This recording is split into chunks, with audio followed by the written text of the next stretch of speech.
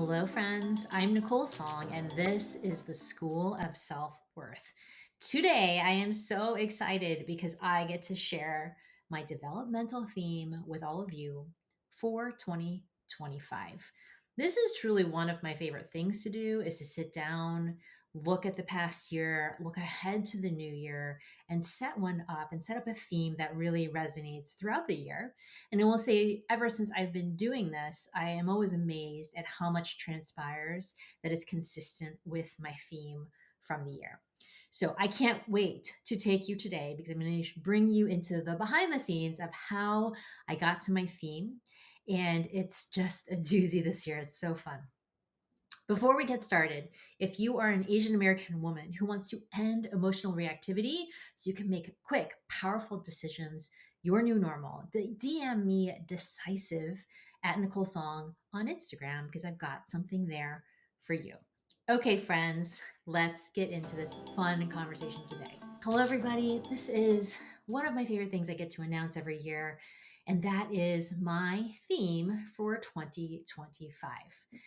This one took its sweet time to come about this year. And so I'm really excited to get into the exact steps that I took so that I could get to a place where my theme felt really clear, exactly on for my 2025. So, what does it take? Like, why do we have themes? What's the point of all of this?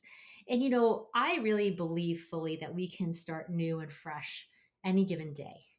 And there is power within the calendar, having the start of the year and the end of the year and giving ourselves a chapter. And I know that I tend to remember my life by years. I'm like, oh, that happened this year and that happened this year.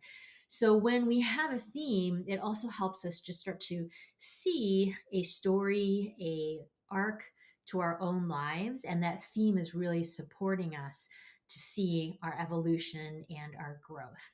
So I really love to have a theme for myself every year and to really see like what has transpired in my life. And I actually have a bunch of post-its on my wall in my office with previous year's themes because it's pretty cool to me to see what has really moved in my life since then. So this year's theme, really, what does it take to start to come up with a theme? So I was doing this work today. I'm recording this the first full week of January.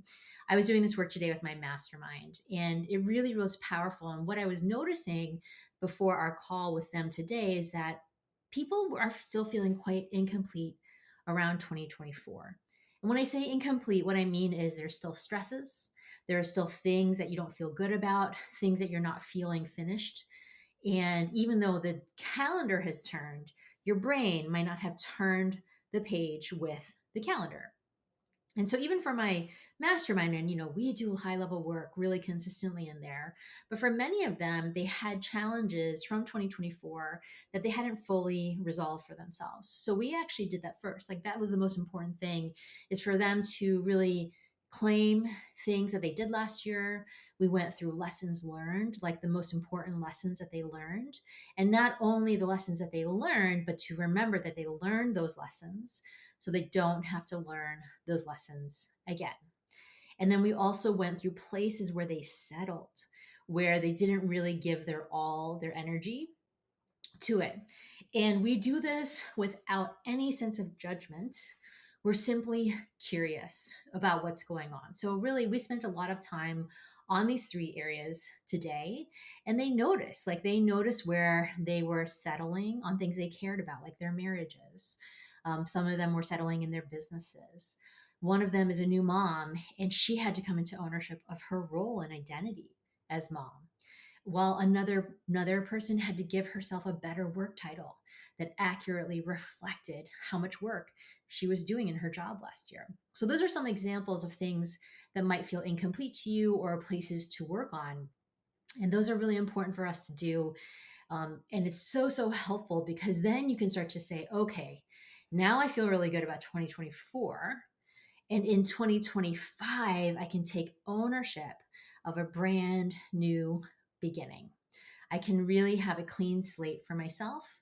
And then what happened is when they did that, they started to set some really brilliant themes, because the themes are going to always come out of, like, your theme is really going to come out of the place where you do feel a little bit of friction and you do feel like that's something you want to focus on. So some of their themes, oh, I just love, like one of them was I matter. And what had happened is like they had settled on that feeling like they mattered last year.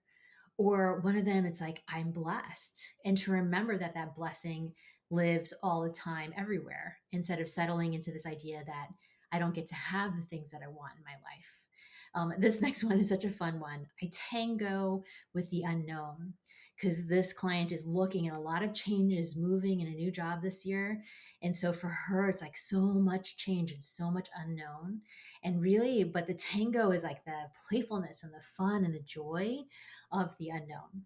So those are some examples of what a theme might look like. And notice it's not just a word, but it's more of a theme, right? There's some feeling to it, there's some action to it, some language to it that gives it a momentum, a forward momentum. So those are some examples of what was happening with my clients. And then coming back to my own. So in full transparency, I have been moving very slowly into the new year, like super slow. And I took 10 days off over the holidays to be with my family, came back with Michael, and then we had a few days off just at home, which was like so luxurious, so lovely. I was really grateful to have that time. And then I started to work, and I was like, wow, my brain is not functioning very quickly right now. And I wanted to do some of this work. Like Michael and I do vision boarding every year together. And I really wanted to do it. And yet there was just like not a lot of energy and momentum within myself to really dial it in. And so I did some work with one of my teachers. And then I knew I wanted to record this podcast and share it with all of you. So I was like, okay, Nicole, you clearly need to do for yourself what you just did with your mastermind. And so that's what I did is I worked and I looked at for myself and like those places where I still felt incomplete, where I still had some stresses from 2024. And so when I finally could get my lessons dialed in, it made such a difference. I was like, oh my gosh, now I felt like a relaxing in my shoulders. And like one of mine, for example, my stresses last year and biggest learnings was how to really balance my travel with my family. Last year, I traveled a lot for work. I took 4 work trips total, which for me felt like a lot on top of the travel I was doing for friends and family. And so I just felt like I was always going somewhere and I was always trying to make it work. And I was always trying to figure out boarding for Coco and like making sure it works with Michael and his job. And it just felt very intense for me that whole year. And so I already knew that I didn't want to travel for work quite as much as I did last year. And on top of it, I knew I wanted to put my family at a higher priority. And like both my parents, and then also with Michael, when I'm traveling or I'm doing things, that it's for that purpose. And so the lesson that I learned is that family is balance, that when I prioritize those things, I feel balance because it's not about the actual travel piece. It's more about the impact on my home life and people here and all that. So, like, for example, this year, the first couple of trips I've got are totally family related. And I do have one work trip, but for this year so far, I actually only have one work trip planned. And I'm like, this is great. So that's the kind of thing where you would look back and say, okay, what is that lesson? To then apply it for the new year. And then, then we look at the places also where we settled. And this is a really great question of like, where did you settle? And for myself, like having to look at, I'm always a big dreamer. I have lots of big goals. And of course, there are places where I might have felt like a little stressed or I felt like it was just too much to step up to that challenge. And I settled a little bit. This was such a good question for my clients. Like they really saw so much for themselves in moving through that question. So that might be something for you to ask yourself, like, where did I settle? And, we have to really just be so mindful about this and not to judge ourselves for this, but to be like, oh, wow, like, where did I settle around anything that was going on? Like, one thing for myself last year is I got into a car accident. My car was declared total by insurance. And so we tried to do a 1 car family for many months. And I recognized that I settled and that I actually needed to get a second car earlier. And we ended up getting one in December, and I love my car and it's great. But I settled a little bit in that I was like letting myself deal with a lot of logistics that didn't really serve me and didn't work for me for longer than was necessary. So then you can just be like, oh, okay, like I don't need to do that again this year. And that's what's so fun when you see that kind of energy. And then, really, now entering into 2025, I was like, okay, what is speaking to me? What are the words that are speaking into me? What are the things that I really desire to be driving how I live, driving how I experience my business, my marriage, my relationships with my friends, my communities, with my clients, like all of those pieces. And so last year, my theme was I surrendered to divine timing. And I could really feel that one because I felt this part of me that wanted to constantly control timing, wanted things my way, wanted it all to work perfectly according to what I needed to do versus what the natural course of timing would be. And I would say it was like such a perfect theme for all of last year around my business, my relationships, my marriage, like just really surrendering fully to divine timing. It was just such a good theme for 2024. And so this year felt like really different. Like I just had different things come up and different energies come up. And so what I was really hearing for myself is the word restoration. So when you look up the definition of the word restoration, which I did, it's to restore to its original self, essentially. It's like to restore it back to the original purpose. And when I think about restoration, then it's like to restore myself back to my original being, my authentic self, my most, like who I am at the very heart of it. And it was such a fun one to realize that was one word that really needed to be in my theme. And for me to remember, like throughout this whole year, all the experiences I'm going to have, all of my life is really around restoration.